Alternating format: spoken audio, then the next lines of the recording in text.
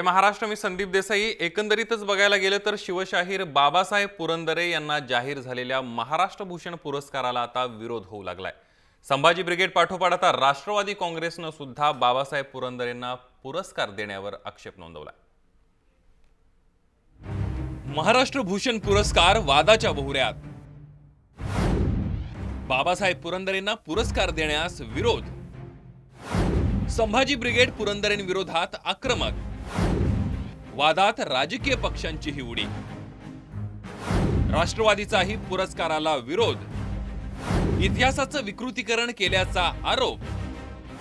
बाबासाहेबांवरच्या आक्षेपांना काय आहे आधार? विरोधकांच्या आक्षेपांना सुद्धा काय आहे आधार? खरंच पुरंदरेंनी इतिहासात ढवळाढवळ केली आहे? पुरंदरेंनी महाराजांची बदनामी केली आहे? बाबासाहेब पुरंदरे यांना महाराष्ट्र भूषण पुरस्कार देण्याला संभाजी ब्रिगेडचा विरोध होता, तर राष्ट्रवादीचे नेते जितेंद्र आव्हाड यांनी सुद्धा बाबासाहेब पुरंदरेंवर ट्विटरवरून निशाणा साधलाय. महाराष्ट्राची माता जिजाऊ यांचे आपल्या पुस्तकातून चारित्र्यहनन करणाऱ्या जेम्स लेन प्रस्तावनेत बाबासाहेब पुरंदरेंचे आभार मानतो. जर बाबासाहेब पुरंदरे हे इतिहास तज्ञ होते तर जेम्स लेनच्या पुस्तकावर त्यांनी आक्षेप का नाही घेतला आणि त्याचबरोबर जेम्स लेनला माहिती दिली नाही असं बाबासाहेब पुरंदरेंनी छाती ठोकपणे महाराष्ट्राला का सांगितलं नाही असा सवालही जितेंद्र आव्हाड यांनी उपस्थित केलाय.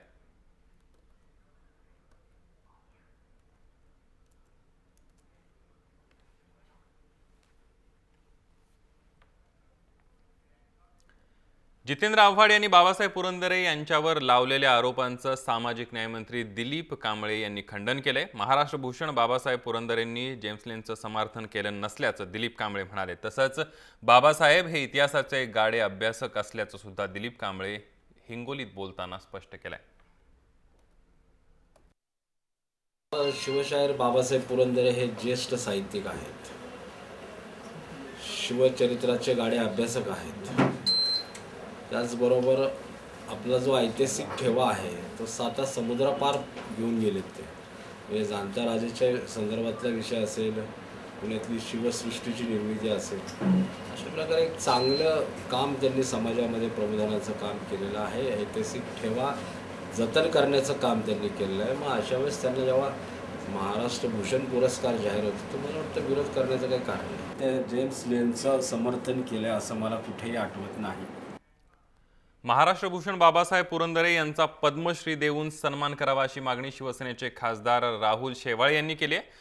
बाबासाहेब पुरंदरेंना महाराष्ट्र भूषण पुरस्कार देण्यास विलंब झाला, मात्र आता केंद्रात आणि राज्यात युतीचं सरकार असताना त्यांना हा बहुमान लवकरात लवकर देण्यात यावा अशी मागणी राहुल शेवाळे यांनी केली आहे.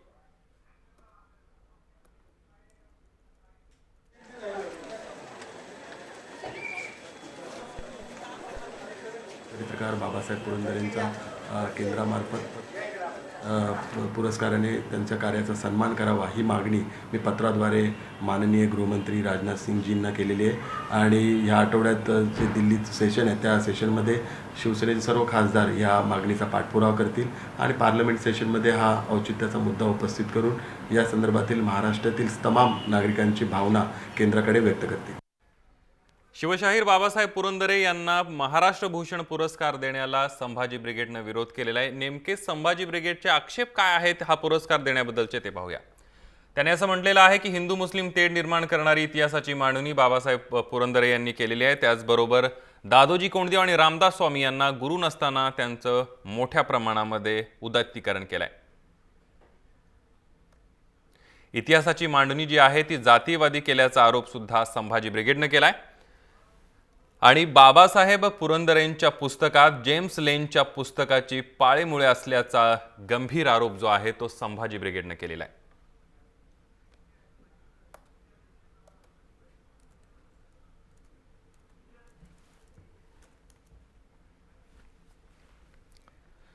याविषयी चर्चा करण्यासाठी आपल्यासोबत राष्ट्रवादीचे नेते जितेंद्र आव्हाड आहेत. जितेंद्र आव्हाडजी, स्वागत आहे तुमचं या चर्चेमध्ये. आपण बघितलं सकाळी तुम्ही ट्विट केलं आणि त्यानंतर एकंदरीतच राष्ट्रवादी काँग्रेसचा सुद्धा या महाराष्ट्र भूषण पुरस्कार देण्याला विरोध असल्याचं पहिल्यांदाच स्पष्ट झालेलं आहे. तर एकंदरीत तुमची काय भूमिका आहे?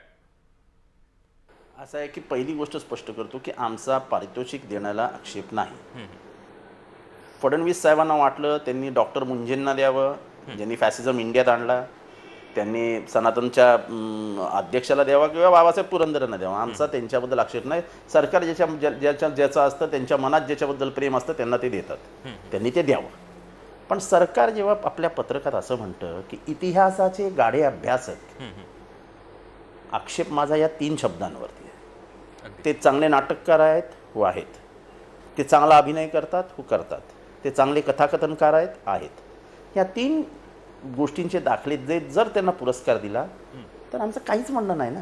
असं आहे, शेवटी 100 वर्षानंतर जेव्हा परत पेपर तपासले जातील तेव्हा बाबासाहेब पुरंदरे नावाच्या एका थोर इतिहास तज्ज्ञाला, इतिहासाच्या गाड्या अभ्यासकाला पारितोषिक दिलं होतं असं जेव्हा इतिहास सांगेल तेव्हा तो दूषित इतिहास महाराष्ट्रात असू नये म्हणून आम्ही आक्षेप नोंदवलेला आहे. पारितोषिक जरूर द्या, पारितोषिक कोणालाही द्या, आमचं काही म्हणणं नाही.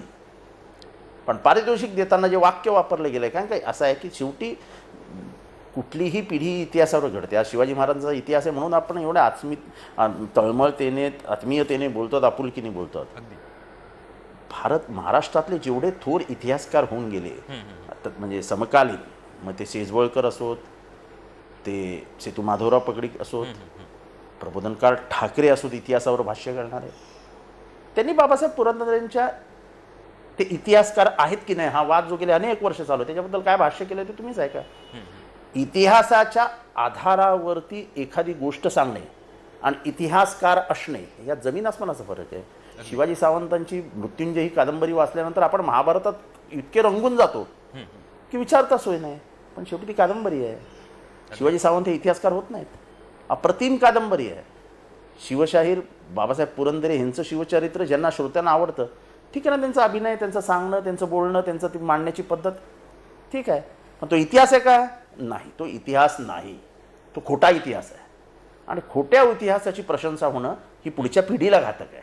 अगदी खरा इतिहास सांगणाऱ्या पानसऱ्यांना गोळ्या खाव्या लागल्यात. त्याच्याबद्दल या चर्चेमध्ये मला काय बोलायचं नाही आहे. पण खोटा इतिहासाचा म्हणजे त्याला स्टॅम्प मारून ही इज अ हिस्टोरियन असं सांगून त्यांचा इतिहास खरा करण्याचा जर प्लॅन असेल तर तो थांबवला पाहिजे. म्हणून मी माझा आक्षेप नोंदवला. त्यांच्या अजून परत एकदा सांगतो, त्यांच्या पारितोषिकाबद्दल मला आक्षेप नाही.